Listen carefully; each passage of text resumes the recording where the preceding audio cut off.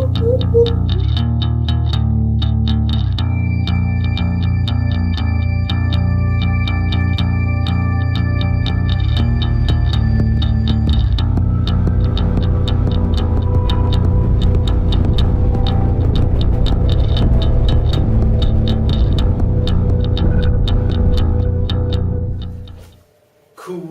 air.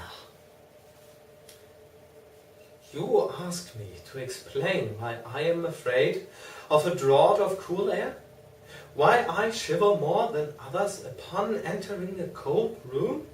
And seem nauseated and repelled when the chill of evening creeps through the heart of a mild autumn day?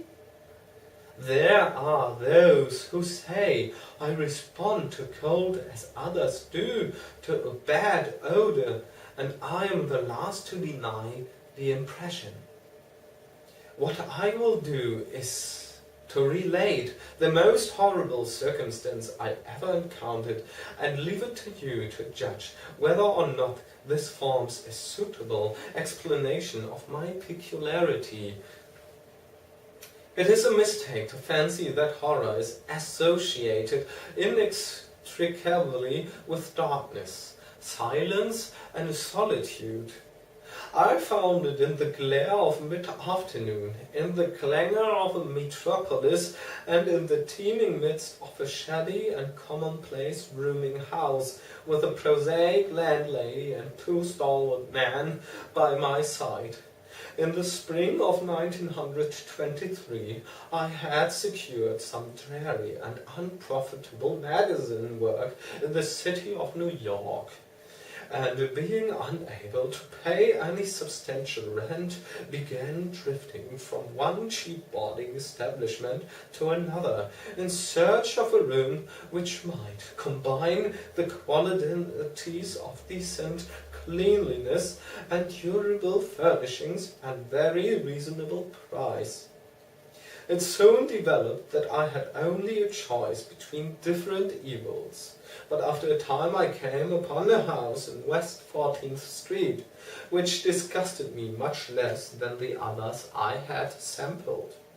The place was a four-story mansion of brownstone, dating apparently from the late 40s, and fitted with woodwork and marble, whose stained and sullied splendor argued a descent from high levels of tasteful opulence. In the rooms, large and lofty, and decorated with impossible paper and ridiculously ornate stucco cornices, there lingered a depressing mustiness and hint of obscure cookery. But the floors were clean, the linen tolerably regular, and the hot water not too often cold or turned off, so that I came to regard it as at least a bearable place to hibernate till one might really live again. The landlady, a slatternly, almost bearded Spanish woman named Herrero, did not annoy me with gossip or with criticisms of the late burning electric light in my third floor front hall room, and my yellow lodgers were as quiet and uncommunicative as one might desire, being mostly Spaniard, a little above the coarsest and crudest grade. Only the din of streetcars in the thoroughfare below proved a serious annoyance. I had been there about 3 weeks when the first odd incident occurred. One evening at about 8, I heard a spattering on the floor and became suddenly aware that I had been smelling the pungent odor of ammonia for some time. Looking about, I saw that the ceiling was wet and dripping, the soaking apparently proceeding from the corner on the side toward the street. Anxious to stop the matter at its source, I hastened to the basement to tell the landlady, and was assured by her that trouble would quickly be set right. "Dr. Munoz," she cried as she rushed upstairs ahead of me. have spilled his chemicals. He is too sick for doctor himself, sicker and sicker all the time, but he will not have no answer for help. He is very queer in his sickness. All day he take funny smelling baths, and he cannot get excited or warm. All his own housework he do. His little room are full of bottles and machines, and he do not work as doctor. But he was great one. My father in Barcelona have hear of him, and only used now he fix the arm of the plumber that get hurt of a sudden. He never go out, only on the roof, and my boy Esteban, he bring him his food and laundry and medicines and chemicals. My God, this sal ammoniac that man used for keep him cool. Mrs. Herrero disappeared up the staircase to the 4th floor, and I returned to my room. The ammonia ceased to drip, and as I cleaned up what had spilled and opened the window for air, I heard the landlady's heavy footsteps above me. Dr. Munoz I had never heard, save for certain sounds as of some gasoline-driven mechanism, since his step was soft and gentle.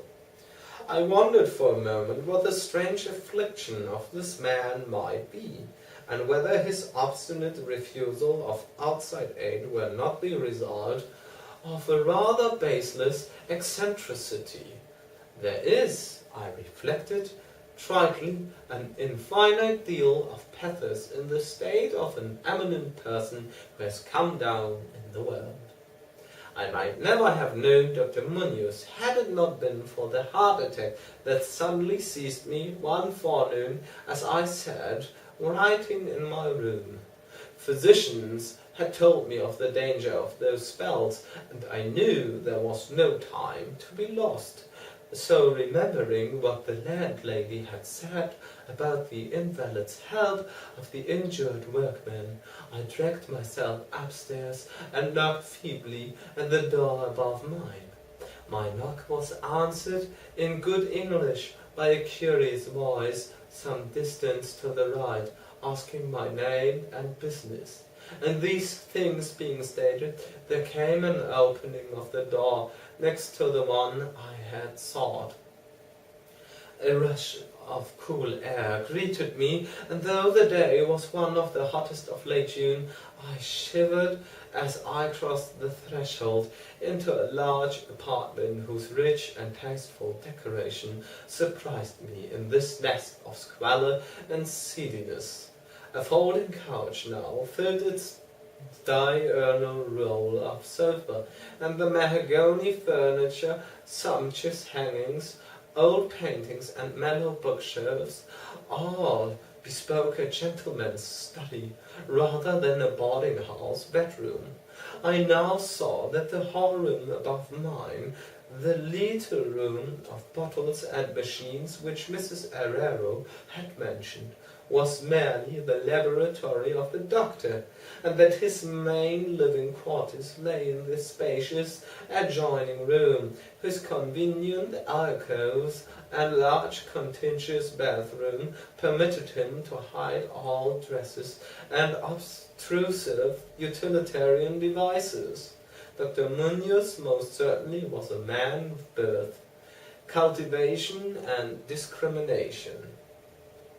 The figure before me was short, but exquisitely proportioned, and clad in somewhat formal dress, of perfect cut and fit. A hybrid face of masterful, though not arrogant, expression was adorned by a short iron-grey full beard, and an old-fashioned pince-nez shielded the full, dark eyes, and surmounted an aquiline nose, which gave a Moorish touch to a physiognomy otherwise dominantly Celtiberian. Thick, well-trimmed hair that argued the punctual calls of a barber was parted gracefully above a high forehead, and the whole picture was one of striking intelligence and superior blood and breeding.